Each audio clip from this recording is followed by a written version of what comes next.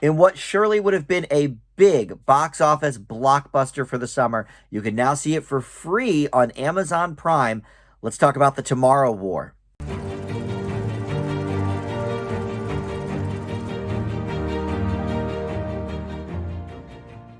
Hey guys, Dan here. This is Dan Reviews It, and welcome to my spoiler-free review for the new film, The Tomorrow War, from Paramount Pictures, and you can see it right now for free on Amazon Prime. It bypassed theaters completely with the pandemic and was sold to Amazon, so you can get your summer blockbuster at home.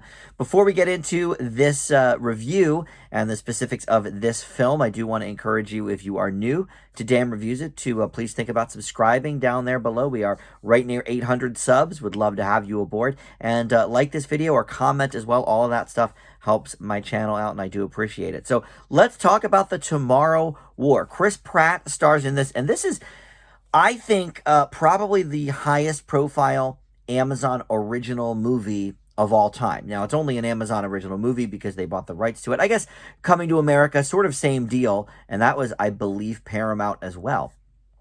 Selling off sort of some of their bigger, higher profile properties to Amazon. But this cost about $200 million for Paramount to make, and Amazon bought the rights for right around that price point. So, you know, it's not such a loss leader for Paramount, and it gives Amazon a little feather in their cap as well.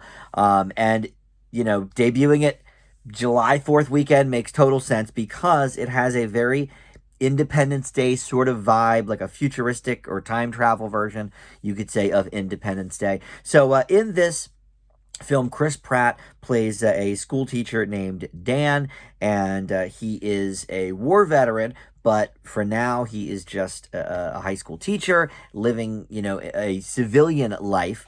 And while him and his family are watching TV in 2022, they see a message that goes out to everybody, interrupting this big soccer game from 30 years in the future, saying that, you know, there's an alien war, mankind is losing dramatically, and the only hope for survival is to have soldiers and civilians from the present day basically transported to the future to try and fight off these creatures.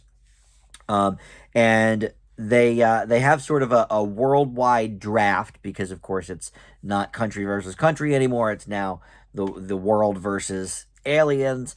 All right, so J.K. Simmons shows up here for a little bit as well as Dan's estranged father. Betty Gilpin is on board to play Dan's wife, and Sam Richardson plays one of the other soldiers that Dan meets along the way named Charlie. He does a great job. And Yvonne Strakovsky plays one of the commanders in the future. So, okay, this movie is a little bit overly long, and it's sort of clunky in kind of its execution because it goes off in sort of three different parts. First, we have, you know, the present day stuff, and we're learning about everything going on. And then we beam Dan into the future. And then the third part is sort of the really, you know, the big climax, the big alien battle and all of that. And he recruits, you know, everybody he can think of. And so what I like about this, though, is that unlike almost every summer blockbuster I can think of these days, this is based on an original idea. Now, like I said, it does have shades of Independence Day and a lot of other sort of sci-fi movies, maybe Edge of Tomorrow a little bit and stuff like that. But it is not based on anything existing. And that is so rare for a sci-fi action summer blockbuster. If it's not superheroes, then it's Fast and Furious, and if it's not that, it's Mission Impossible, and if it's not that, it's, you know, something else, you know, something from the Conjuring universe or whatever. So I can appreciate that this is sort of an original concept in theory. Even The Old Guard last year with Charlize Theron, which I really enjoyed, that was going to be in theaters as well, and then Netflix bought the rights. That is based on a comic book. So you have some intellectual property there. So I have to give this movie credit for trying to be original and trying to do something different. And that being said, I really enjoyed the way that they sort of laid everything out because, of course, the civilians are just learning about this too. So we, as the audience, must learn about what's going on as well. And they get us up to speed very, very quickly. And, in pretty good fashion. They have some news reports and some are, in discussions with family members and whatever. But we get up to speed pretty quickly, especially once Dan gets recruited.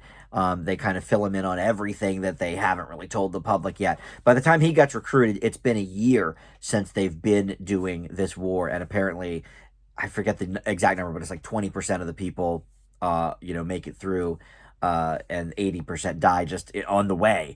So, it's a very risky proposition, obviously, but they feel it's the only chance they have for survival. So, um, I really enjoy that, and I like the concept overall. Sort of, it is time travel, but in a different way. I feel like than we usually think about with some of these movies. So I liked all of that stuff. And I liked, some of the action sequences were cool as well. And I like the look of the alien is not necessarily wholly original, at least in the face, but, full frame body type and sort of their weaknesses. All right, there's some wiggle room with some originality there. So I'll have to give it credit for that. Chris Pratt is okay. I feel like he does the same thing a lot, though, in these action movies. Like, I didn't notice much of a difference from this Dan dude, between him and the Jurassic World guy. And Star-Lord is a little bit different because he's a little more, jokey and comes from the Marvel Universe, of course. But they're all kind of the same stock Chris Pratt action hero character.